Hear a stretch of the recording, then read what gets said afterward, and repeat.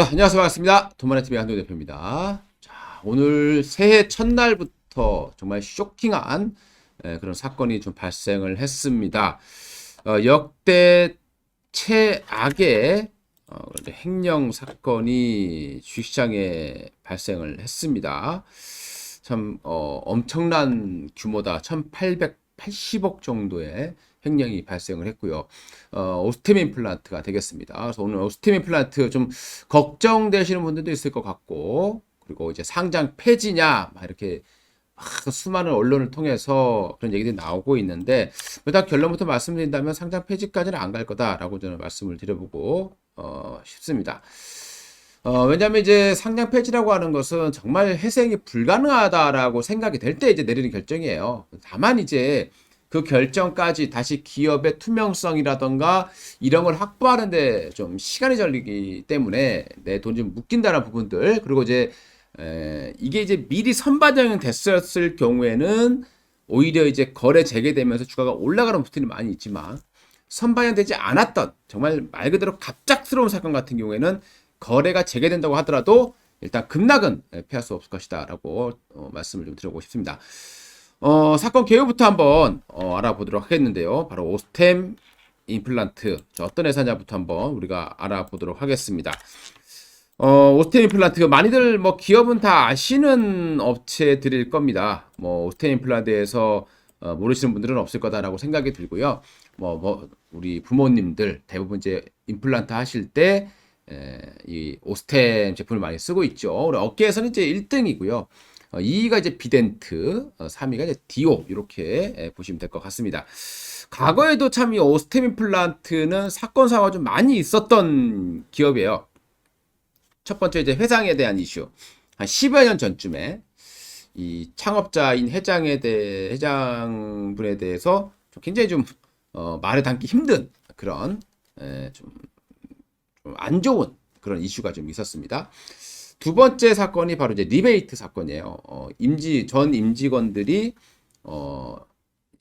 치과의사들 한 600명이라고 하네요. 300명인가 600명 정도라고 하는데, 거기에 이제 뭐 여행이라던가 이런 경비를 줌으로 인해서 개인적인 돈을 쓴 거예요. 그걸 메꾸기 위해서 그 회사 돈 수십억을 해외 법인 등에 좀 지원하게 되면서 조금 이제 횡령을 하는 그런 사태가 좀 발생한 적이 있었습니다. 그러니까 이런 횡령하고 지금 이번에 발생한 횡령하고 좀 많이 다르다라고 보셔야 되겠죠. 그리고 또 하나 이제 성추행 사건이 좀 이제 회사에서 좀 있었습니다. 그래서 여러 가지 좀 안 좋은 내용들이 많이 있었던 기업이었지만, 그래도 워낙 이 오스템 임플란트는 임플란트 세계 최고 기술을 가지고 있죠. 오스템 임플란트는 이 세계 최고의 기술을 가지고 있는 그런 업체가 될 것 같습니다. 시가총액이 대략 2조 원 정도에 육박하고요. 시가총액이 대략 2조 원 정도 육박한다고 보시면 될 것 같고, 그리고 이제 외국인 지분이 대략 44% 정도 나와요. 굉장히 많이 외국인들이 가지고 있고, 최근에 여기 보시게 되면은 투신들하고 뭐 연기금 쪽에서 굉장히 많이 매수가 들어왔었던 그런 기업이기도 합니다. 기관 투자가들이 뭐 한 2개월 내내 주식을 사고 있었던 게 바로 오스템 임플란트였다라고 보시면 될 것 같습니다. 그만큼 이 오스템 임플란트는 우량한 기업으로 알려져 있고요.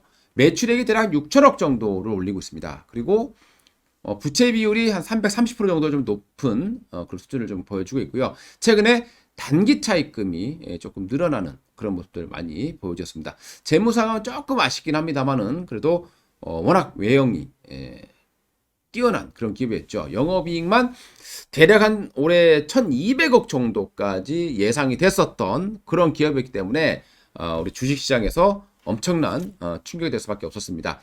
하지만 이제 이런 부분들 때문에 이제 상장 폐지까지 갈 확률은 굉장히 낮다라고 보셔야 될 것 같고요. 최근에 보시면 뭐 아시아나항공도 그렇고 대부분 다 거래가 재개됐습니다. 그래서 오스템 임플란트도 결국에는 거래 재개되는데 주가 하락이 조금 나타날 수밖에 없다라고 봐야 될 것 같습니다. 사건의 경위는요, 일단 직원 뭐 단독 범행이라고 얘기를 많이 하고 있습니다. 강조를 좀 많이 하고 있고요. 근데 참 어떻게 이 혼자서 이게 가능했는지 모르겠습니다만은 1880억, 그러니까 자본금의 92%를 혼자서 잔액 증명서를 위조를 해서 개인의 은행이라든가 주식 계좌로 이체를 한 건데요. 자, 우리 한번 생각을 해봅시다. 일반 기업체에서 과연 이게 가능한 것인가? 그것도 아주 작은 회사도 아니고 정말 큰 회사죠. 시가총액 2조 원 정도의 가치가 있는 회사가 이렇게 허술한가? 말 그대로 기업의 신뢰도가 떨어질 수밖에 없는 그런 상황이 됐습니다. 이 돈을 가지고 바로 이제 동진 세미캠이라는 이 반도체 회사 주식을 샀어요.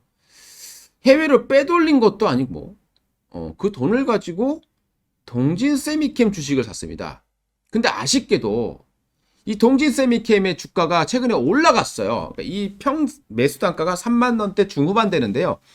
이걸 이제 손실 보고 파는 겁니다. 7% 정도 손실을 봤기 때문에 이 매도를 했죠. 1% 정도 남겨놓고 매도를 했기 때문에 300억 정도의 손실을 이미 발생했다라고 보시면 되겠습니다. 나머지 1% 지분이 지금 최근에 동진 세미캠 주가가 이제 4만 원대 중후반까지 올라와 있기 때문에 뭐 수익이 났다고 하더라도 이미 300억 손실을 메꿀 수 없는 그런 손실로 봐야 될 것 같고요. 이게 적발되는 순간 이제 바로 거래 정지가 되어 있습니다. 계좌에 대한 이제 정지 시켜놨고요. 지금 현재 직원은 도주하고 잠적이 되어 있다고 보시면 되겠습니다. 아마도 뭐 금방 잡히지 않을까 생각이 들고요. 최근에 이제 동진 세미캠 이 오스템 임플란트는 회사 IR 활동을 잠정 중단했습니다. 그렇기 때문에 아마 주식 담당자한테 전화를 해도 전화 통화가 아마 안 될 것이다 라고 보시면 될 것 같습니다. 자, 놀랍게도요, 여러분들, 이 똑같은 사건이 바로 일본에서 있었어요. 이 화면에 보이는 이 사람인데, 이 사람의 이름이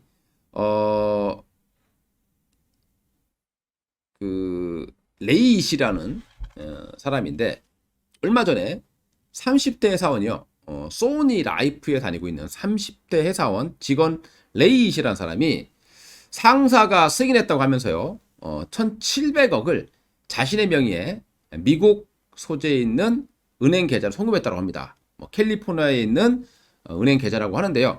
뭐 이런 거 보면 혼자서도 가능하다라는 것을 우리가 알 수 있을 것 같습니다. 뭐 소니 라이프라고 하면 이 회사도 뭐 워낙 큰 회사죠. 그렇기 때문에 야, 참 이 맘만 먹으면 할 수 있구나. 하지만 잡힌다.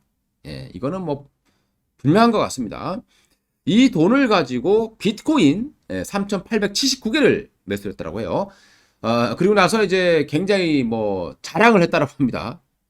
근데 이제 회사가 이제 금방 알게 됐고 체포를 한 상황이 되겠습니다. 그래서 이 자금이 이제 비트코인 이 금액이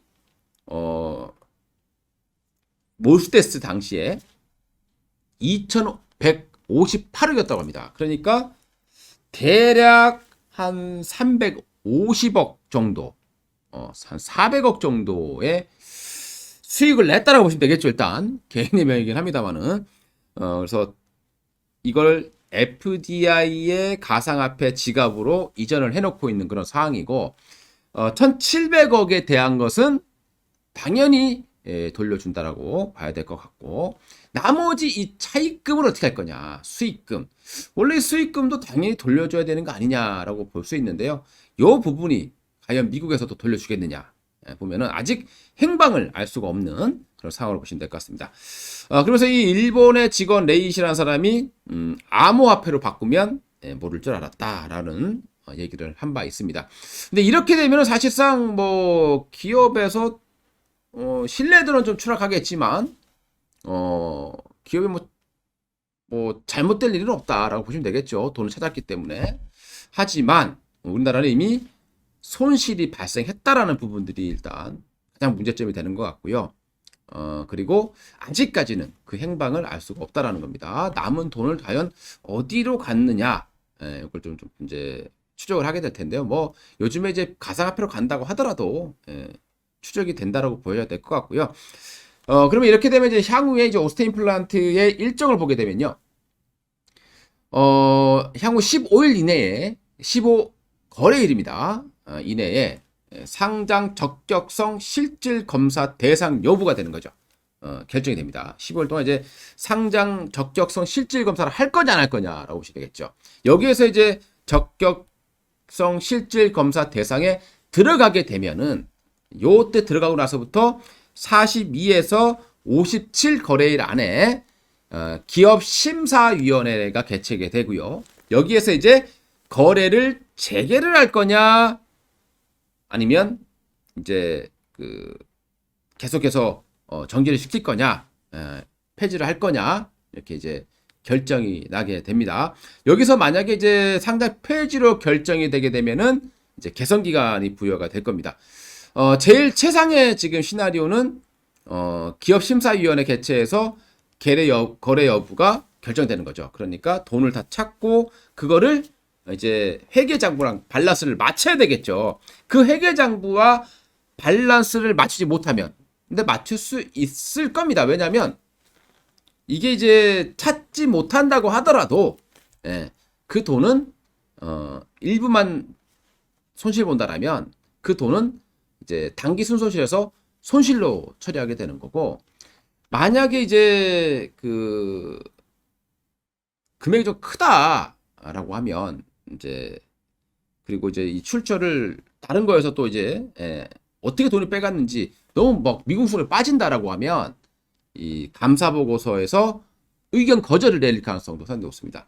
원래 이제 웬만한 기업들 같은 경우는요, 웬만한 기업들은 이 정도, 즉 자기 자본 대비해서 92% 정도의 횡령이라고 하면 이건 거의 상패입니다. 근데 이제 요건 좀 특수한 케이스로 좀 봐야 될 것 같고, 또 얼마큼 찾아낼 수 있느냐가 이제 관건이 될 것 같습니다. 그리고 이제 1년 이상의 이제 여기서 만약에 상장 폐지로 거래가 되게 되면은, 결정이 나게 되면은 1년 이상 이제 개선 기간을 부여하게 됩니다. 최악의 경우가 이제 요거가 되겠죠. 1년 기간 동안 이제 개선 기간을 부여하게 되면요, 이제 투명성 확보라던가 뭐 이제 주주들의 요청에 의해서 뭐 감사 뭐 이런 것들 막 여러 가지 이제 투명성을 확보하는 작업이 될 겁니다. 그러면서 이제 거래 재개 가능성이 높다라고 보시면 될 것 같고요. 가장 중요한 것은 이제 만약에 정말 찾지 못할 경우, 그럴 가능성은 거의 희박하다. 우리나라에서 이제 그럴 가능성은 좀 희박하다. 이렇게 좀 보시는 게 맞을 것 같습니다. 그래서 너무 뭐 상장 폐지냐 뭐 이런 것까지는 걱정하실 필요는 없다. 다만 급락은 좀 피할 수 없을 것 같다라고 보시면 될 것 같습니다. 자, 그리고 이제 향후에 이제 또 리스크가 또 뭐가 있겠냐 보시게 되면요, 일단은 이렇게 된 기업들은, 좋은 기업들도 단기간 동안 기업 신뢰도가 추락을 해요. 일단 그렇게 되면 지금 현재 부채 비율이 높습니다. 330% 정도 부채 비율을 가지고 있고요. 자금 유치에 어려움이 발생할 수 있겠죠. 그리고 외국인과 기관들이 좀 이탈할 가능성 좀 높아 보인다고 보시면 될 것 같고요. 특히 연기금이 많이 매수했었는데 이런 기업을 계속 연기금을 사줄 수는 없는 그런 상황으로 보시면 될 것 같고요. 이렇게 되면 기업의 연구개발비가 감소를 하게 되고 이렇게 되면 또 외형이 축소되는 이런 이제 악순환이 반복될 수 있다라는 우려감은 향후 리스크로 보시면 될 것 같습니다. 이렇게 된다고 했을 때는 이제 중장기적으로 이제 2위 업체인 비덴트라던가 이런 기업들에 좀 관심을 좀 가질 필요가 있지 않겠느냐라고 생각이 들고요. 아무튼 오늘 새해부터 쇼킹한 그런 모습이 좀 발생했는데요. 여러분들 가지고 계신 분들 잠 못 드실 수 있는 그런 악재이긴 합니다만은 그래도 상패는 되지 않을 것이다라고 생각하시면서요, 희망 가지면서 그냥 기다릴 수밖에 없지만 충분히 힘을 좀 내주셨으면 좋겠습니다. 이상 도매TV의 한동 대표였습니다. 감사합니다.